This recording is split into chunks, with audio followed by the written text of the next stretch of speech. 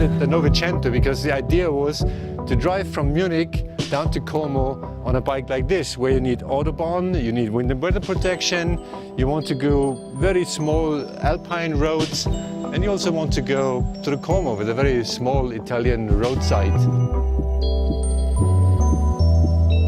For the dynamics, you need low weight and enough power, but not necessarily a racing bike. We wanted to combine the functionality, what you need to have, elevated to a new level of emotion.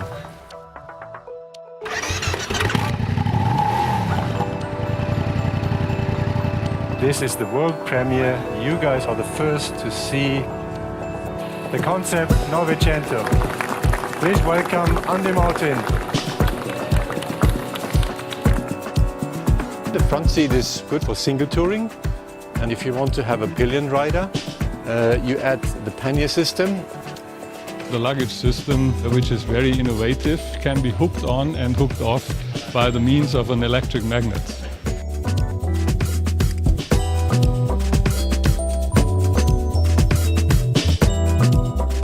Especially on the side frame and the rear frame, we are using carbon fiber. Carbon fiber for the benefit of low weight, and also if you look at it, it looks very nice.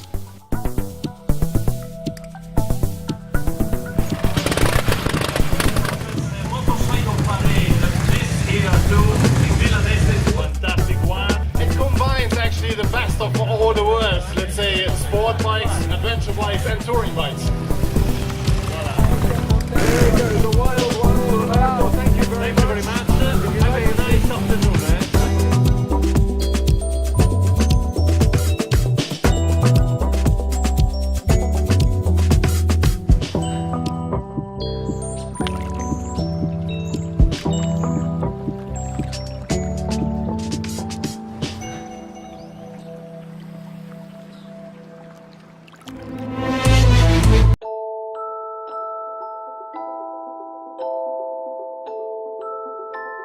It is not a scooter, it is not a motorcycle, and it shows definitely a very future-oriented design.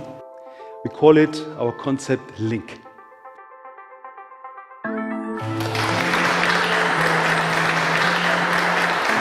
It's meant as the English link.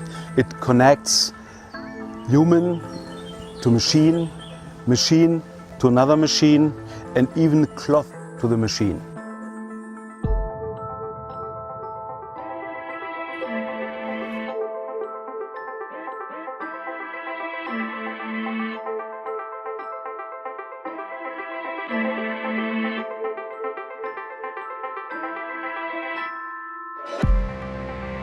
The packaging of the batteries and the electric engines enables us to make a very new design.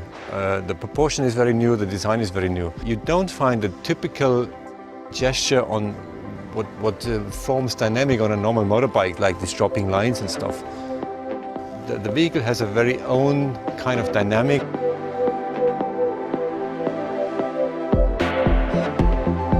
We would like to show you something that fits so well to Bella Italia, the home of the motociclette. Ladies and gentlemen, the BMW Concept Link, designed for the urban environment. Of course it's electric, of course it's intelligent, of course it's connected.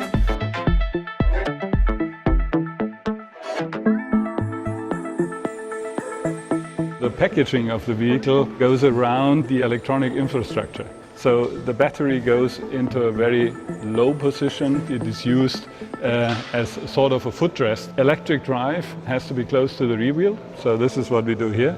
So electric mobility gives you the opportunity of being very fast and agile, which matches perfectly to urban conditions.